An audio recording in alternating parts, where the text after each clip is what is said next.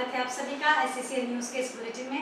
आइए सबसे पहले नजर डालते हैं आज की सुर्खियों पर। जिला प्रशासन की सुस्त कार्य प्रणाली और धीमी गति से चल रहे विकास कार्यों के खिलाफ विधायक सरयू राय ने उपायुक्त कार्यालय के समक्ष किया 1 दिवसीय धरना प्रदर्शन। जमशेदपुर परिसदन पहुंचे कांग्रेस के वरिष्ठ नेता बंधु तिर्की ने कहा, अलग अलग वर्गों की समस्याओं और मांग को ध्यान में रखकर किया जाएगा नया मैनिफेस्टो तैयार। खबरें अब विस्तार से।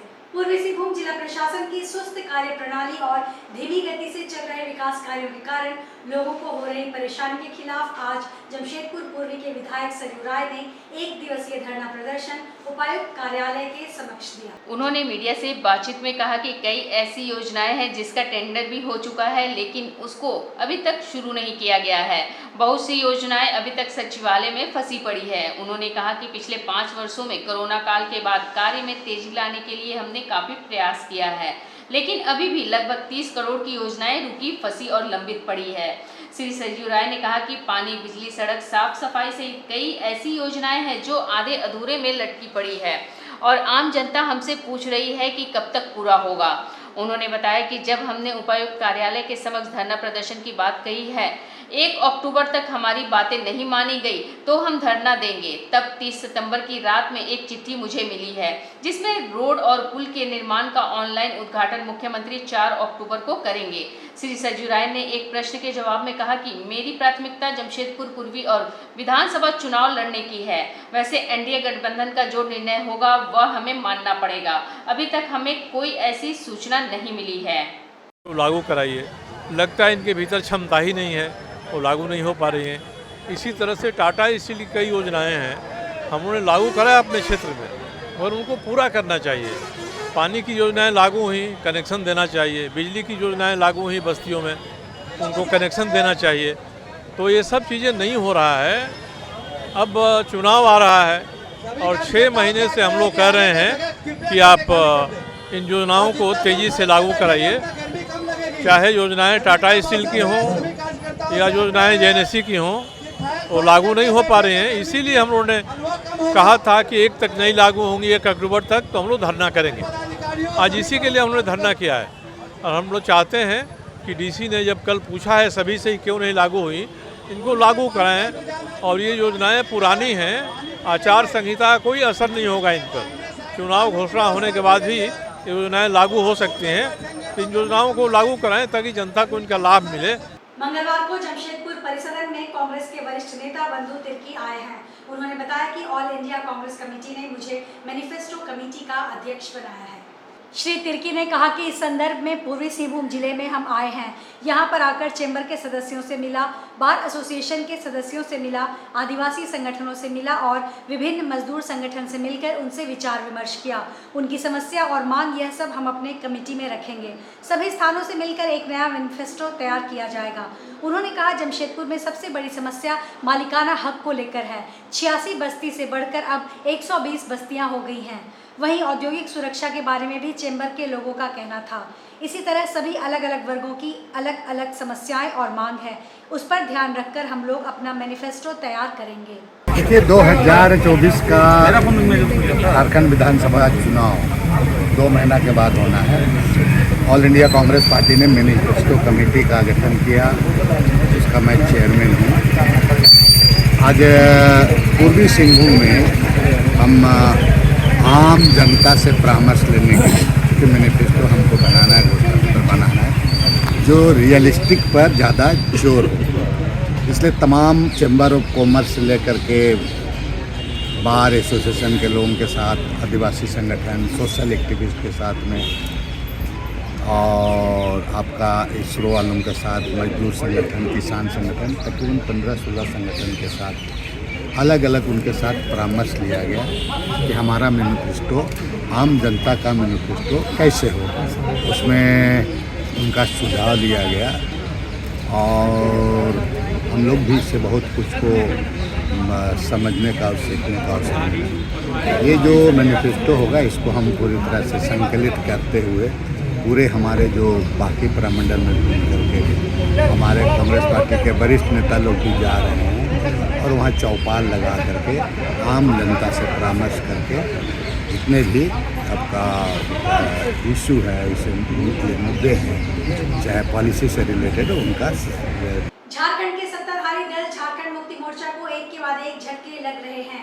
इसकी शुरुआत कोल्हान के कद्दावर नेता एवं पूर्व सीएम चंपाई सोरेन से हुई। आए दिन बड़े बड़े नेता झामुमो को अलविदा कर रहे हैं। इसके पीछे अलग अलग कारण बताया जा रहा है। इसी कड़ी में अब झामुमो के केंद्रीय सदस्य रूपेश वर्मा उर्फ पप्पू वर्मा ने झामुमो से अपना नाता तोड़ लिया।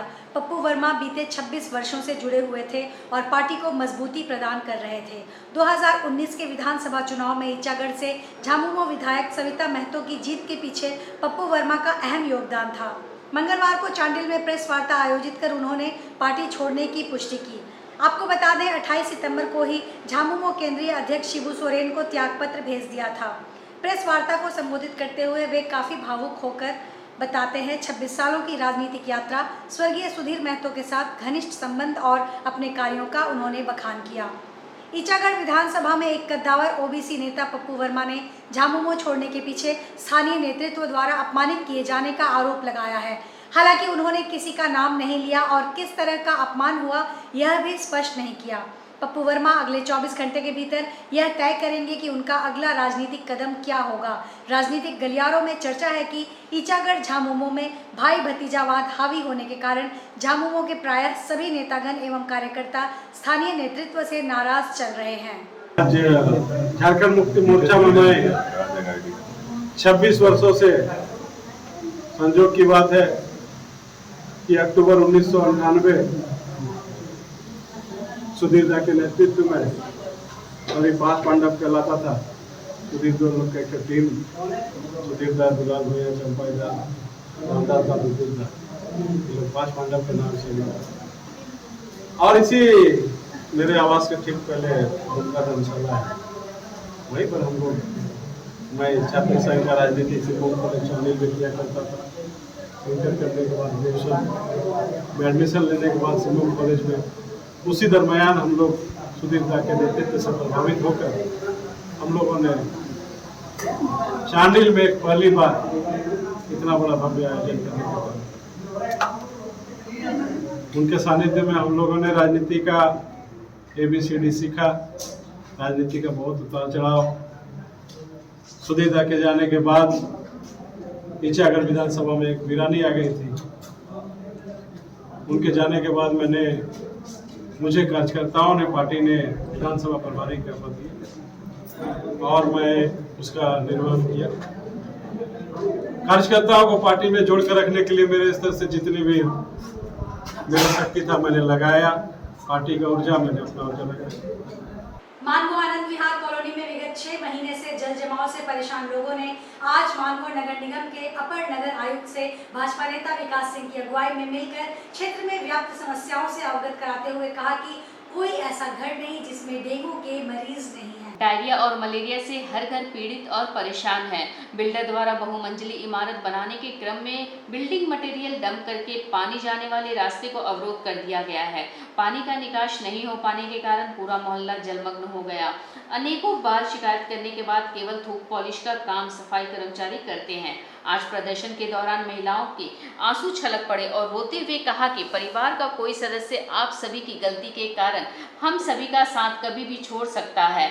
प्रतिनिधि मंडल के साथ पहुंचे भाजपा नेता विकास सिंह ने कहा कि मानगो नगर निगम के आला अधिकारी केवल और केवल बिल्डर के इशारों में नाचा करते हैं। रोज कमाने खाने वाले लोगों की और उनकी नजर नहीं पड़ती है। आज महिलाओं के आंसू देखते हुए भाजपा नेता विकास सिंह ने कहा, नगर निगम के द्वारा जल का निकास नहीं कराया गया तो मानगो नगर निगम में तालाबंदी की जाएगी।